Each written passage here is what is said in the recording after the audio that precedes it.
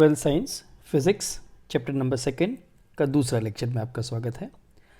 आज हम विभव के सूत्र प्राप्त करेंगे विभिन्न प्रकार के आवेशों के वितरण से, जैसे कोई बिंदुवत आवेश है, वैद्युत डाइपोल है या और भिन्न प्रकार के आवेशों के वितरण के कारण।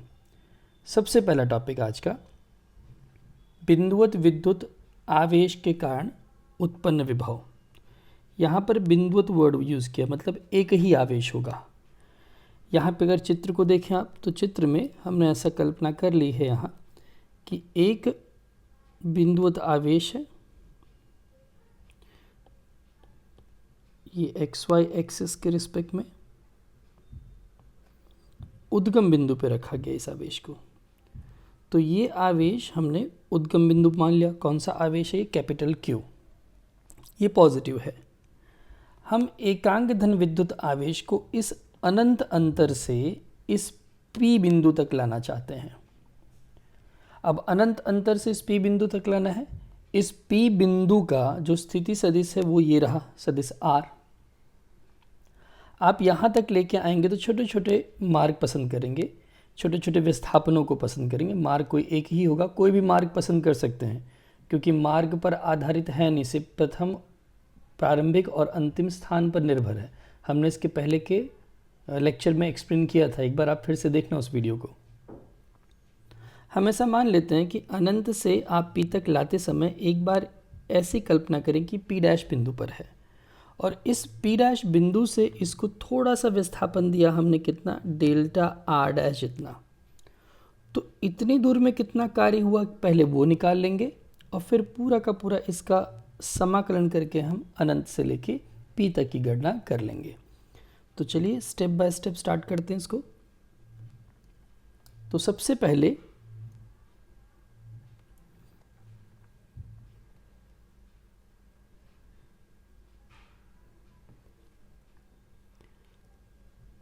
हम ऐसी कल्पना कर ले रहे हैं कि आवेश कहाँ पर है? P डैश बिंदु पर है। कैसा आवेश है? एकांक धन आवेश। तो एकांक धन आवेश P डैश पर है। Q आवेश कहाँ माना है आपने?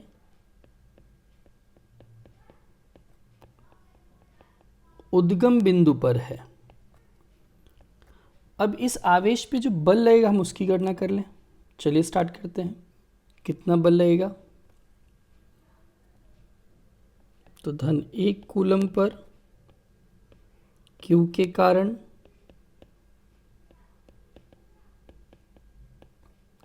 लगने वाला वैद्युत कौन सा बल होगा? अपाकर्षण। तो वो फॉर्मूला हो गया, force F is equals to 1/4 pi epsilon naught. Q यहाँ पे 1 कूलम है, बटे में अंतर का वर्ग, तो R डैश। दिशा दिखानी पड़ेगी तो हमने यहाँ पे R डैश कैप कर लिया, क्योंकि इस P डैश का यहाँ से अगर मैं स्थिति सदिश निकालूँ तो वो कितना है बच्चों? वेक्टर R डैश है। चलिए इसको हटा देते हैं बस समझने के लिए आपके। तो ये बल हो गया। अब हम इसके विपरीत दिशा में, तो बल के विपरीत दिशा में मैं आवेश को डेल्टा R जितना विस्थापित करूं, तो वेक्टर F के विरुद्ध एकांक धन आवेश को डेल्टा R वेक्टर डैश जितना विस्थापित करने पर किया गया कार्य। तो delta W is equals to force into displacement हो जाएगा। फोर्स विद्युत बल है, तो यहाँ पे 1/4 pi epsilon naught Q by R dash square, R dash cap. यहाँ पे विस्थापन विपरीत है, इसलिए मैं क्या यहाँ पे माइनस ले सकता हूँ। मतलब अगर इस एकांक सदिश को देखें तो ये ऋणात्मक के साथ गुणाकार हो गया, इसका विपरीत दिशा बताता है। मतलब ये -1/4 pi epsilon naught Q by R dash square into delta R dash, क्योंकि यहाँ पे R cap dot R cap क्या हो जाएगा, वो हो जाएगा 1। तो अंत में आपको जो स्टेप मिलेगा वो क्या होगा,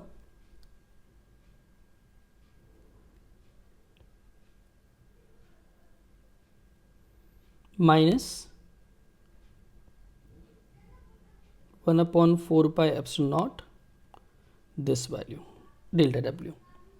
हम पूरे कार्य की बात करना चाहते हैं, कंप्लीट, मतलब कहाँ से कहाँ तक, अनंत से लेके आर तक। तो ऐसी स्थिति में हम इसका क्या करेंगे, समाकलन करेंगे। तो कार्य लिखा मैंने कहाँ से कहाँ तक, अनंत से लेके आर तक। इंटीग्रेशन करना पड़ेगा सारे स्टेप का, -1/4πε0 Q by R dash square था। अब डेल्टा को हम क्या कर देंगे, डी लिख देंगे, it is D R dash. यहाँ पे अनंत से कहाँ तक, आर तक। -1/4πε0 तो कांस्टेंट रहेगा, क्यू भी कांस्टेंट होगा, उसको बाहर ले लिया मैंने। समाकलन में क्या रहेगा, सिर्फ आर डैश स्क्वायर, ऊपर ले गया तो माइनस हो गया। अब अगर इसको हम समाकलन करें तो क्या नियम है, घात में एक जुड़ता है तो -1 हो जाएगा, वही घात बटे में आती है। ये माइनस बाहर ले लूँ अगर मैं, कौन सा माइनस, ये वाला, अगर ये माइनस बाहर ले लेंगे तो ये प्लस हो जाएगा। तो यहाँ पे ये स्टेप लिख सकता हूँ मैं, q/4πε0। इस स्टेप को यहाँ देखो नीचे ले आए तो प्लस हो गया, और ये इन्फिनिटी, ये q/4πε0 अपर लिमिट रखा मैंने, फिर माइनस करके लोअर लिमिट। 1/∞ तो क्या होता है, 0। तो स्टेप क्या मिला, 1/4πε0 q/r। आप चाहो तो इसको kq/r भी लिख सकते हो। यहाँ पे एक टर्म बनता है कि किया गया यह कार्य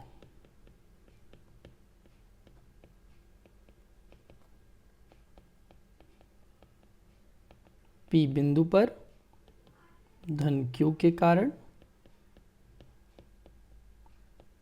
विभव है, मतलब मैं इसको लिख सकता हूँ Vp या फिर VR भी लिख सकता हूँ, 1/4πε0 q/r। यहाँ पे हम कुछ नोट लिख लें, देखो यहाँ पर अगर Q पॉजिटिव होगा तो V को आप प्लस में लिखेंगे, यदि Q नेगेटिव होगा तो V को आप माइनस में लिखेंगे। यहाँ ये भी कंडीशन मिली कि V प्रपोर्शन टू क्या है, 1/r है, बस दूरी के साथ वो इस सूत्र के अनुसार बदलता रहेगा। इसके ऊपर एक डायग्राम भी दिया है, देख सकते हो आप यहाँ पर, ये रहा। तो ये हो गया बिंदुवत विद्युत आवेश के कारण उत्पन्न विभव का फॉर्मूला। इसी प्रकार से हम अगर दूसरा टॉपिक देखें तो एक डाइपोल के कारण उत्पन्न विभव कैसे होगा उसकी गणना कर सकते हैं, उसका ही फॉर्मूला हम प्राप्त कर सकते हैं। तो क्या हो गया, विद्युत डाइपोल के कारण उत्पन्न विभव का सूत्र। अब ये डाइपोल है कैसे मालूम पड़े, दूसरा टॉपिक स्टार्ट कर रहे हैं, मैं लिख देता हूँ यहाँ पर।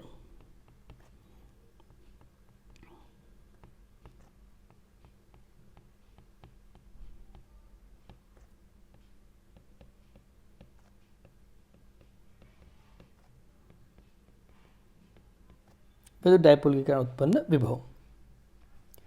सबसे पहले आप देखें यहाँ पर, ये धन आवेश, ये ऋण आवेश, और यहाँ पे वो बिंदु P है जहाँ पे मुझे क्या फाइंड करना है, विभव निकालना है। इस अंतर को देखें, हम इसको नाम भी देते हैं अलग अलग। चलिए ये बिंदु A मान लिया जाए, ये बिंदु P मान लिया जाए, ये P है ही, और ये O है बीच में यहाँ पर, ये रहा। इस अंतर को हमने कितना लिया है, देखिए ये अंतर है r1, ये अंतर है r2, और इसके मध्य बिंदु O से उस बिंदु P का अंतर है r। तो जितनी चीज़ें हमें मिली हम पहले उसको लिख लेते हैं यहाँ पर। कि यहाँ ए पी बराबर R1, बी पी बराबर R2 और ओ पी बराबर R है। ये डाइपोल है, इसलिए मैं इस ए बी को लिख सकता हूँ 2a, और इसीलिए ये ओ ए और ओ बी उसका आधा होगा, मतलब a लिख सकते हैं। चित्र में आप देखो तो कोण भी दिख रहा है। कौन सा कोण? अगर मैं इस कोण को लिखूं ए ओ पी तो वो थीटा है। हमको निकालना है पी पर का विभव। स्टार्ट करते हैं। तो पी बिंदु पर विभव इन दोनों आवेश धन q और ऋण q के कारण, तो यहाँ P पर धन Q तथा ऋण Q के कारण उत्पन्न वैद्युत विभव। बच्चों फॉर्मूला क्या? चलो P बिंदु पर मैंने यहाँ पे P लिख दिया, तो due to plus Q charge और due to minus Q charge, मतलब धन Q के कारण और ऋण Q के कारण। अभी हमने बात किया था कि अगर धन आवेश होगा तो धन विभव, ये R1 अंतर है, देख सकते हैं यहाँ पर। ऋण है तो ऋण विभव आएगा 1/4 pi epsilon not, it is Q/R2।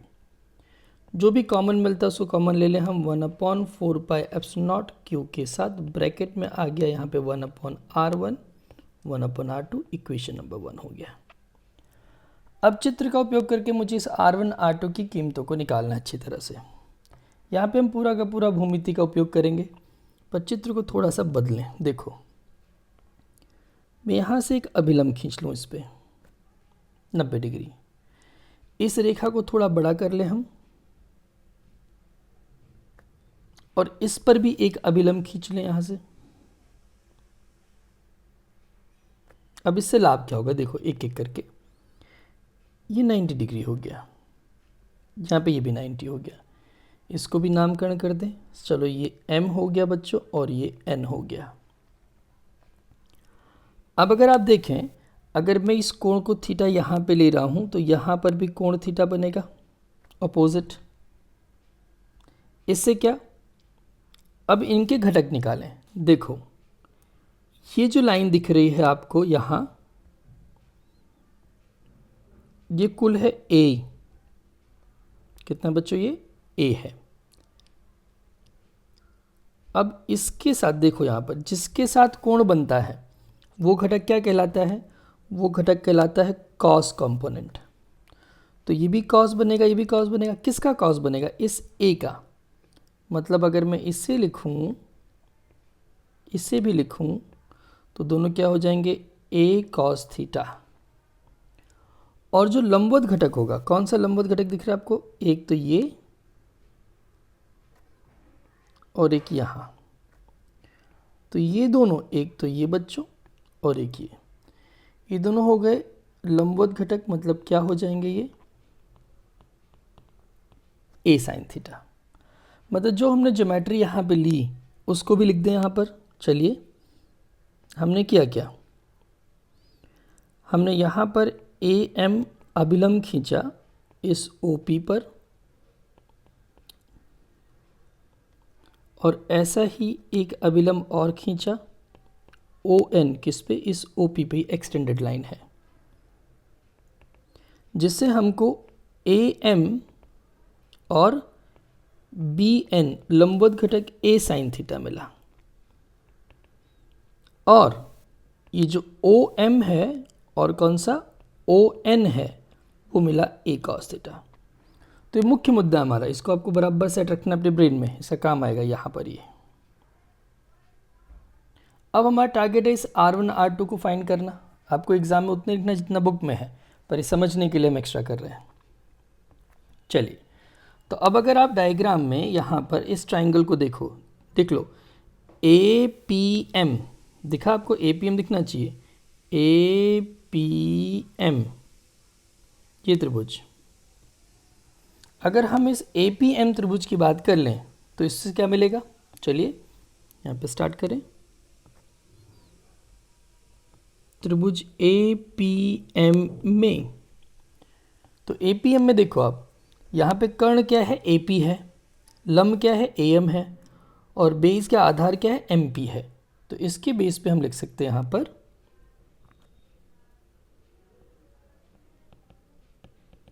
AP square is equals to AM square plus MP square. AM square तो ऐसे रहेगा, पर इस MP को मैं लिख सकता हूँ OP माइनस OM। आप देख सकते हैं यहाँ पे चित्र में, वापस देख लो, ये पूरा है OP यहाँ तक, इसमें से मैं ये OM निकाल दूँ तो क्या मिलेगा मुझे, MP मिलेगा।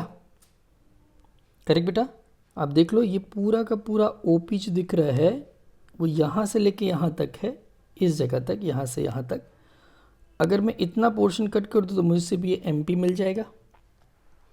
तो इसी का उपयोग कर लेते हैं। चलिए, तो अब यहाँ AP तो खुद कितना है, R1 है, ये भी देख लीजिए। यहाँ पर AP कितना है बच्चों, R1 मिल गया। फिर AM कितना है, चलो AM को चेक कर लो। तो AM ये रहा, A साइन थीटा, चलो मैंने उसको भी लिख दिया यहाँ पर, A साइन थीटा। अब क्या है, OP माइनस OM, ये भी देख लीजिए। चलो OP कितना है, तो ये R है, लगा दिया हमने यहाँ पे R। OM कितना है, तो OM है A cos थीटा, ये भी लिख दिया हमने यहाँ पर A cos थीटा। आप चित्र को यहाँ समझ लीजिएगा, ये बिंदु यहाँ पर, ये अभिलंब, ये लाइन यहाँ, ये P है, ये A है, ये M है, ये B है। चलो अब इसको सिंपल ब्रैकेट को ब्रेकअप करो, ये हो जाएगा A square sine square theta R square minus 2RA cos theta plus A square cos square theta. मैं R स्क्वायर को पहले लिख लूँ, इन दोनों पॉइंट्स को देखिए। अब यहाँ पर क्या हो जाएगा, sine square theta plus cos square theta minus 2RA cos theta, ये बच्चों हो जाएगा 1, तो यहाँ पे माइनस 2RA कॉस थीटा, ये हमने लिया R1 स्क्वायर। ये हो गया इक्वेशन नंबर 2, हमने इसके पहले इक्वेशन नंबर 1 निकाला है, ये रहा। चलिए, इतना काम तो पूरा हुआ। अब यहाँ से इसको और सिंप्लीफाई करते हैं। मैं R स्क्वायर को कॉमन लेता हूँ ज़बरदस्ती, तो यहाँ पर तो चला गया, पर यहाँ पर नहीं था, इसलिए बटे में रखना पड़ेगा। यहाँ पे ऊपर एक R है, वो तो कैंसिल होगा, लेकिन एक R बचेगा, डिनोमिनेटर में आ जाएगा, मतलब बटे में आ जाएगा। मैं इस R1 स्क्वायर को लगभग बराबर ले सकता हूँ R square 1 minus 2A cos theta by R। ऐसा क्यों किया हमने, क्योंकि यहाँ पे कल्पना कर रहे हैं हम कि ये जो R है वो बहुत बड़ा है A से, तो इसलिए A स्क्वायर बटा R स्क्वायर बहुत बहुत बहुत छोटा हो जाएगा, 1 से, मतलब लगभग 0 मान सकता हूँ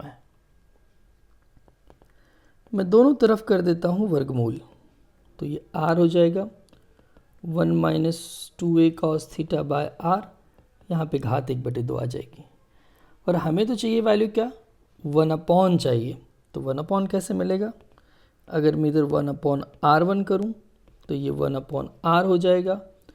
तो यहाँ पे मैं चिन्ह को बदल सकता हूँ, बटे में न ले जाना हो तो -1/2 कर सकता हूँ। अब यहाँ पे हम सिंपल एक सूत्र लगा सकते हैं द्विपद प्रमेय का। चलिए लगाते हैं, यहाँ पे स्टेप बाय स्टेप सॉल्व करना है हमको।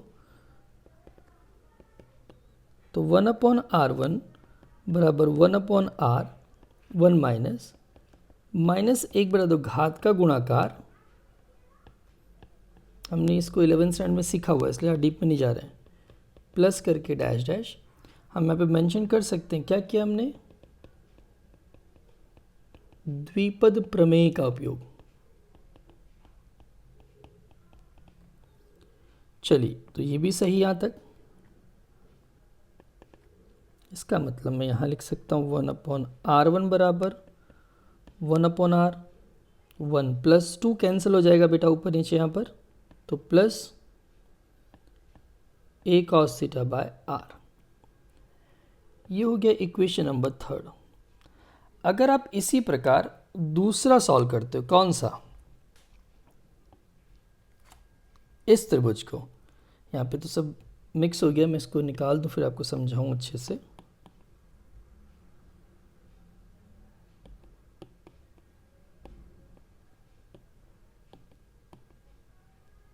देखिए अब अगर यहाँ पर आप ये जो त्रिभुज मैंने बनाया था यहाँ पर एक अभिलंब लेके, तो आप चाहो तो यहाँ से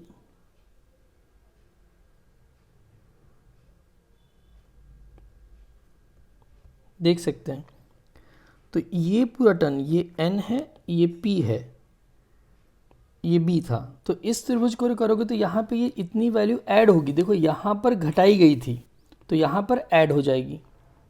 तो सिर्फ मुख्य मुख्य मुद्दे जहाँ पे वहाँ पे समझाते, बाकी अब गणना खुद करेंगे इसके, ठीक है ना। क्या मिलेगा उत्तर बता दूँ मैं। तो जैसे ये इक्वेशन जो आपको मिला वहाँ पे बदलाव आ जाएगा,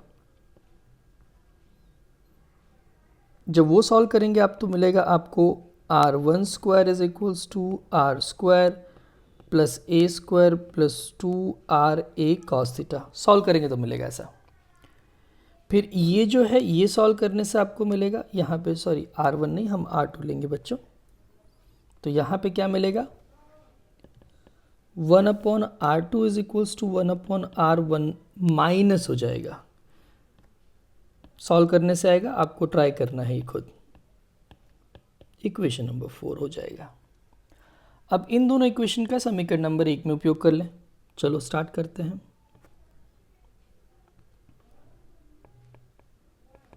समीकरण 1 पर से Vp लिखूं या फिर Vr लिखूं, वो था q/4πε0, ब्रैकेट में था 1/r1 पहले, तो 1/r1, तो 1/r 1 plus a cos theta by r, minus 1/r2 था, तो यहाँ पे 1/r 1 minus a cos theta by r। गणना करते हैं इसकी। q/4πε0 ब्रैकेट में 1/r a cos theta by r square minus 1/r plus a cos theta by r square, ये दोनों cancel. q/4πε0 2a cos theta by r square. मैं यहाँ पर अगर मेंशन कर दूँ p वाला term, that p is equals to 2aq होता है, तो ये पूरा पोर्शन हो जाएगा बच्चों डाइपोल मोमेंट p। तो p cos theta by 4πε0 r। अगर मैं इसको सदिश रूप में लिखूं 1/4πε0 vector p by r square और डॉट r कैप कर दूं। मालूम है क्यों? क्योंकि वेक्टर p और यहाँ पे r कैप, अब ये r कैप का मैग्नीट्यूड 1 होता है, मतलब मैं इसको डायरेक्टली लिख सकता हूँ p cos थीटा। तो ये सूत्र हमारे पास बन जाता है। और यहाँ पे अगर नोटिस करें तो v समानुपाती क्या मिल रहा है, 1/r स्क्वायर मिल रहा है। अभी बिंदुवत के लिए आपने देखा था वहाँ पे 1/r था, उससे थोड़ा अलग मिला ये। कुछ बातें और आती हैं, कुछ नोट लिख दूँ मैं आपको। अगर थीटा इज इक्वल्स टू 90 हो, मतलब यहाँ पर इस रेखा पर विषुवत पर, यहाँ पर तो विभव का मान कितना हो जाएगा, 0, क्योंकि cos 90 की वैल्यू क्या होती है, 0 होती है, अगर मैं इस सूत्र इस फॉर्मूले में रखता हूँ तो। लेकिन अब अगर मैं लिखता हूँ थीटा बराबर 0, अब 0 का मतलब क्या हो गया कि ये धन आवेश ऋण आवेश, वो बिंदु P यहाँ पर है धन के पास, तो धन के करीब है, इसलिए उत्तर किस में आएगा, प्लस में आएगा, 1/4πε0 p बाय आर स्क्वायर। और तीसरा अगर थीटा लिख दूँ मैं कितना, 180 डिग्री, तो बच्चों ये धन क्यू, ये ऋण क्यू, और बिंदु P आएगा ऋण के पास, मतलब VR is equals to 1/4πε0 p by R square होगा। तो यहाँ पे दो मुख्य मुद्दे इसके बनते हैं। पहला कि V जो उत्पन्न हुआ,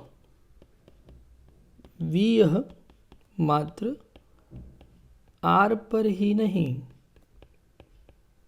परंतु वेक्टर P तथा वेक्टर r के बीच के कोण पर भी आधारित है। और दूसरा मुद्दा कि v समानुपाती क्या है बच्चों, 1/r² है। तो ये थ्योरी हमारी फिनिश हुई। यहाँ पर एक बार ध्यान से देख लें, वीडियो को भले रिपीट कर लेना, लिख लेना इसको, जहाँ डाउट पूछ सकते हो। अगला टॉपिक है हमारे पास आवेशों के निकाय के कारण। देखिए, अगर हम आवेशों के निकाय के कारण उत्पन्न विभव की बात करें तो कैसे सॉल्व कर सकते हैं इसको।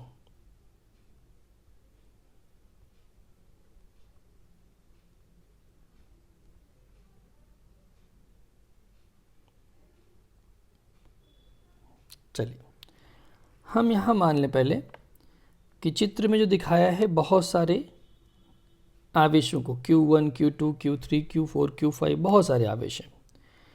ये किसी उद्गम बिंदु के सापेक्ष होने चाहिए, मतलब कार्टेशियन कोऑर्डिनेट सिस्टम तो बनाना ही है। यहाँ पे बना नहीं तो हम बना लेते हैं।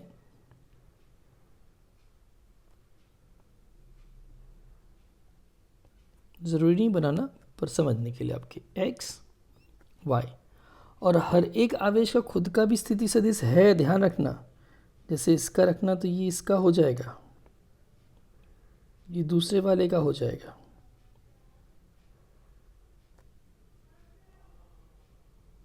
बुक में चित्र जैसा दिया, भले आप एग्जाम में वैसे बनाना, पर समझने के लिए सही है। ये इनकी भी अंतर है, इनके भी स्थान दे के रखें। अगर चाहूँ तो लिख सकता हूँ मैं कि भाई ये वाला कितना होगा, तो R1 है, ये R5 है, ये R4 है, ये R2 है, ये R3 है, पर इनकी ज़रूरत नहीं है यहाँ पर। तो हमने देख लिया कि चित्र में दर्शानुसार बहुत सारे आवेश हैं। हम इन आवेशों की भी कल्पना कर सकते हैं यहाँ पर।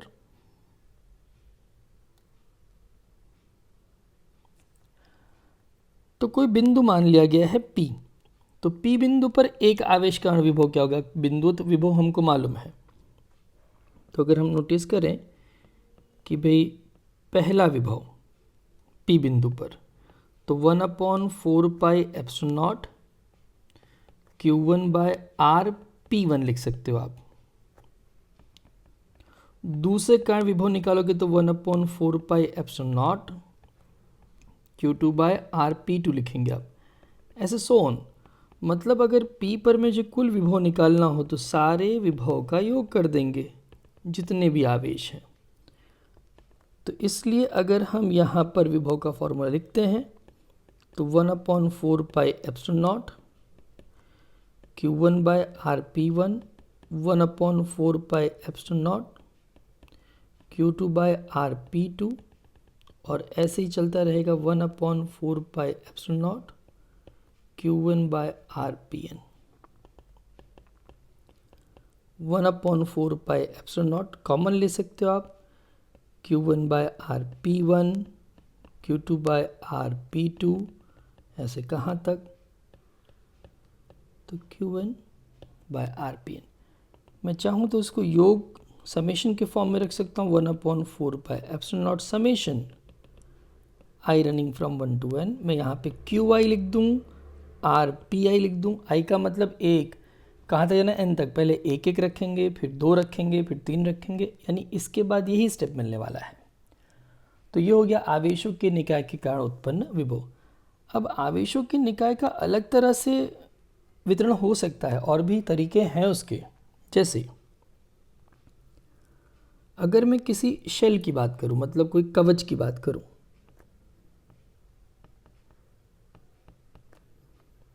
जैसे यहाँ पे कोई कवच है। अब इस कवच के ऊपर कुछ आवेश मान लेते हैं हम।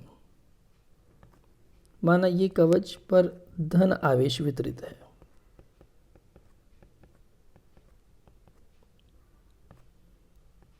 इससे अनंत दूरी से यहाँ से आप कोई आवेश लाने की कल्पना कर रहे हैं, ये अनंत अंतर है। तो अनंत अंतर पे विभव कितना होगा तो आपको बहुत अच्छी तरह मालूम है। बोलिए कितना हो जाएगा अनंत अंतर पे विभव, तो v बराबर 0 होगा। माना आवेश को आप यहाँ तक लेके आ गए और ये अंतर यहाँ से है r, तो ये विभव का फॉर्मूला कितना हो जाएगा यहाँ पर? सिंपल सी बात है, k q बाय r, क्योंकि मैंने इस आवेश को माना हुआ है q, धन q आवेश, और ये एकांक आवेश को ला रहे हैं ऐसा। इसका हमने जो त्रिज्या मान के रखी वो कैपिटल R है। माना आप आवेश को लाते लाते यहाँ तक ले आए, इसके पृष्ठ तक, तो कितना विभव हो जाएगा वहाँ पर?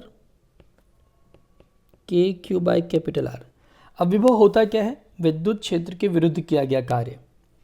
आप यहाँ से आवेश को लेके चले, एकांक आवेश, और कार्य करना पड़ा, और कार्य और कार्य और कार्य और जितना आगे बढ़ते उतना कार्य करना पड़ेगा। मतलब आप यहाँ से बढ़ते जा रहे हैं, कार्य होता जा रहा है, होता जा रहा है, होता जा रहा है, और बढ़ा, यहाँ तक आप ले आए, यहाँ तक कार्य हुआ। लेकिन चैप्टर नंबर 1 में हमने कॉन्सेप्ट पढ़ा था क्या, कि किसी भी एक समान आवेशित कवच के अंदर वैद्युत क्षेत्र की तीव्रता शून्य। जब वैद्युत क्षेत्र की तीव्रता शून्य होगी तो कार्य नहीं किया जाएगा, किया गया कार्य शून्य होगा, लेकिन कितना? अतिरिक्त कार्य शून्य होगा। आप पृष्ठ तक तो आए तो कार्य किया, यानी अंतिम कार्य जो आपने किया बस उतना ही कार्य सब जगह बताएगा। मतलब अंदर हर बिंदु पर विभव का मान क्या होगा? पृष्ठ पर जितना है उतना ही होगा। हम ऐसे समझ सकते हैं ना कि यहाँ पे आप जितना चलते जा रहे हो उतना कार्य कर रहे हो, 1 joule 2 joule 10 joule 15 joule 16 joule 17 joule 18 20 50, अब 85 50 50 50, लास्ट में जितना किया उतना ही रह गया। आपको अतिरिक्त कार्य करने की जरूरत नहीं पड़ रही है।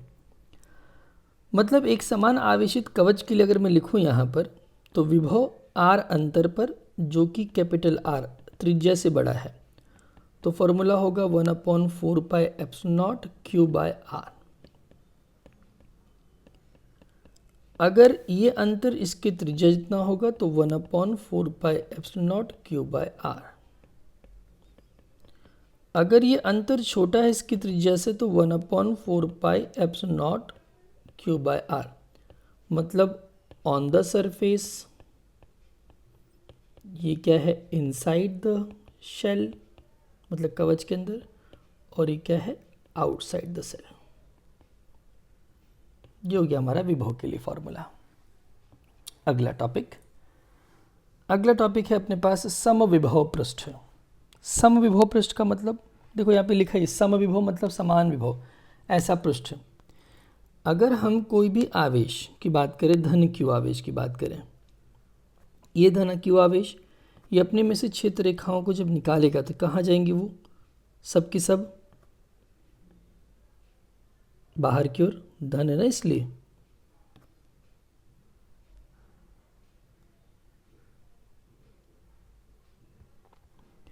धन आवेश के हिसाब से सारी की सारी क्षेत्र रेखाएं कहाँ जाएंगी? बाहर की तरफ जाएंगी। सही बात है। चले, अगर ये सब बाहर जा रही हैं तो हम चित्र बना लें अच्छे से।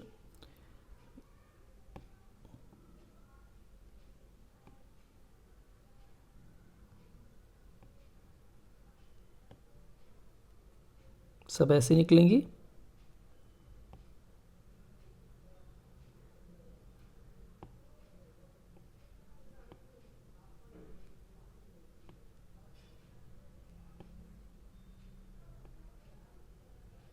सब केंद्र से बाहर की तरफ, सारी की सारी। तो अगर मैं किसी बिंदुवत आवेश को केंद्र मानकर बहुत सारे गोले खींच दूं तो सब पे पृष्ठ विभव का मान समान मिलेगा। जैसे समझो, यहाँ से इसका अंतर ले लिया मैंने r, ये r अंतर है, तो यहाँ पर विभव क्या हो गया? के क्यू बाय आर। यहाँ पर अगर निकालोगे तो भी क्या? के क्यू बाय आर। उसी कवच पे यहाँ पे अगर निकालोगे तो भी क्या? के क्यू बाय आर। मतलब कि वैद्युत क्षेत्र में खींचा गया ऐसा काल्पनिक पृष्ठ जिसके सभी बिंदु पर विभव का मान समान हो, उसे समविभव पृष्ठ कहते हैं।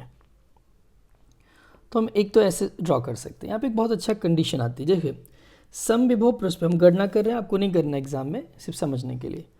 समविभव पृष्ठ है, हमने मान लिया उस पृष्ठ के ऊपर किसी एकांक धन आवेश को गति करानी है, तो कार्य क्या होता है भाई, क्यू डेल्टा वी होता है।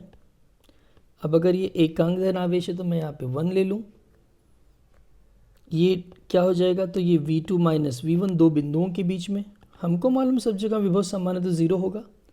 कार्य का एक फॉर्मूला और भी है, क्या था वो, वेक्टर E डॉट dl। मैं मान लूँ यहाँ पर इन दोनों के बीच का अंतर बहुत कम, इसलिए समाकलन हटा दिया मैंने बिंदुओं के बीच का। मैं इसको लिख सकता हूँ E D L cos theta बराबर 0, माइनस आता है बच्चों यहाँ पर। अब ई तो शून्य हो नहीं सकता, विस्थापन भी आपने किया तो ये भी शून्य नहीं हो सकता, बचा कौन, कॉस थीटा। थीटा क्या बन गया बच्चों, 90 डिग्री। अर्थात कि कोई भी समविभव पृष्ठ पे किसी भी बिंदु पे अगर आप देखें, जैसे चित्र में देखो इस बिंदु है, तो उस बिंदु के ऊपर हमेशा ये विद्युत क्षेत्र क्या होगा, लंबवत होगा हमेशा, मतलब vector E is perpendicular to dl। तो आप कहीं पर भी समविभव पृष्ठ खींच सकते हो, बस ध्यान रखना है कि विद्युत क्षेत्र के लंबवत होना चाहिए वो पृष्ठ। तो देख लो यहाँ पर यही चित्र आप देखिए, तो यहाँ पे ये पृष्ठ को अगर मैं यहाँ पे बताऊँ, आपको समझाऊँ, इसको आप एक्स अक्ष मान लीजिए, ये y मान लीजिए, ये z मान लीजिए। तो अब अगर आप देखें तो ये x अक्ष है, ये y है, ये z है, तो जो समतल बना कौन सा, yz में, वो क्या हो गया, समविभव हो गया, क्योंकि वो x के क्या है, लंबवत है बच्चों। इसी प्रकार अगर मैं डाइपोल लूँ तो उससे बनने वाले समविभव पृष्ठ ऐसे होंगे, और दोनों धन ले लें तो उससे बनने वाले समविभव पृष्ठ इस तरह से मिलते हैं।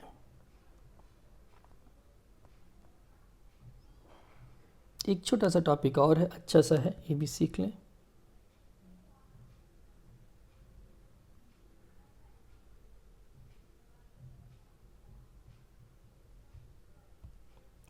विद्युत क्षेत्र तथा विद्युत विभव में संबंध प्राप्त करना। हम अगर यहाँ चित्र पे ध्यान दें,